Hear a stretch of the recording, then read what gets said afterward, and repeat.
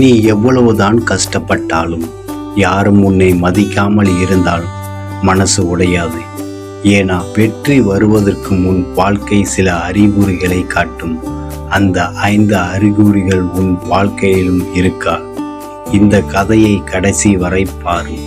உனக்கான நேரம் வந்துவிட்டதா இல்லையா என்று நீயே தெரிந்து கொள்வாய். அருண் ஒரு சாதாரண குடும்பத்தைச் சேர்ந்த இளைஞன். தினமும் வேலை தேடி அலைந்தான். ஒரு வேலை கிடைத்தாலும் 2 மாதங்களுக்கு மேல் நீடிக்காது. வீட்டில் எல்லோரும் ஒரே கேள்வி, எப்படா வாழ்க்கையில் முன்னேற போற? அந்த வார்த்தை அவன் மனதை தினமும் காயப்படுத்தின. ஒரு நாள் மனம் உடைந்து ஒரு வயதான ஆசிரியரை சந்தித்தான். அவர் சிரித்துக்கொண்டே கேட்டார், நீ தோல்வியை தான் பார்க்கிறாயா, இல்லை வாழ்க்கை உனக்கு கொடுக்கிற அறிகுறிகளை பார்க்கிறாயா? அவனுக்கு ஒன்றும் புரியவில்லை. அப்போது அந்த ஆசிரியர் சொன்னார், முதல் அறிகுறி, தோல்விகள் அதிகமாக வர ஆரம்பிக்கும்.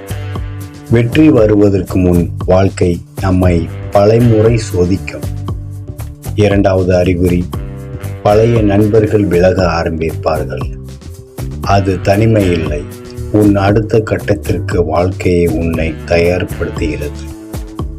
3வது அறிகுறி, உனக்குள் ஒரு புதிய நம்பிக்கை பிறக்கும். எவ்வளவு கஷ்டம் இருந்தாலும் நான் முடிப்பேன் என்ற ஒரு குரல் உள்ளிருந்து வரும். 4வது அறிகுறி, சில வாய்ப்புகள் கதவை தட்டும். அதை பலர் சாதாரணமாக விட்டு விடுவார்கள். ஆனால் வெற்றி பெறுபவர்கள் அந்த சிறிய வாய்ப்பை பிடிப்பார்கள். 5வது அறிகுறி, உன்னை கேலி செய்தவர்களே ஒரு நாள் உன்னை பாராட்ட ஆரம்பிப்பார்கள். அந்த நாள் உனக்காக நேரம் உண்மையாக வந்துவிட்டது.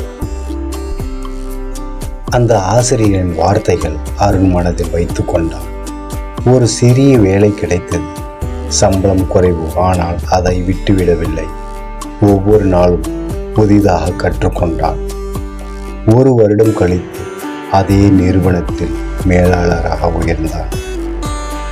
ஒரு காலத்தில் அவனை ஏளனம் செய்தவர்கள் இன்று அவனிடம் வேலை கேட்டு வந்தார்கள். அருண் சிரித்து கொண்டே ஒரே ஒரு வார்த்தை சொன்னான், என் நேரம் தாமதமாக வந்தது, ஆனால் சரியான நேரத்தில் வந்தது. இந்த கதையில் இருக்கும் அந்த 5 அறிகுறிகள் ஒன்று கூட உங்கள் வாழ்க்கையில் இருந்தால் மனம் உடையாதீர்கள். உங்களுக்கான நேரம் நெருங்கி கொண்டிருக்கலாம். இன்று விடாமல் முயற்சி செய்யுங்கள். நாளை வெற்றி உங்களை தேடி வரும். நன்றி, வணக்கம். இந்த கதையை பற்றி உங்களுடைய கருத்துக்களை கமெண்ட் பாக்ஸில் கமெண்ட் பண்ணுவோம். நன்றி, வணக்கம்.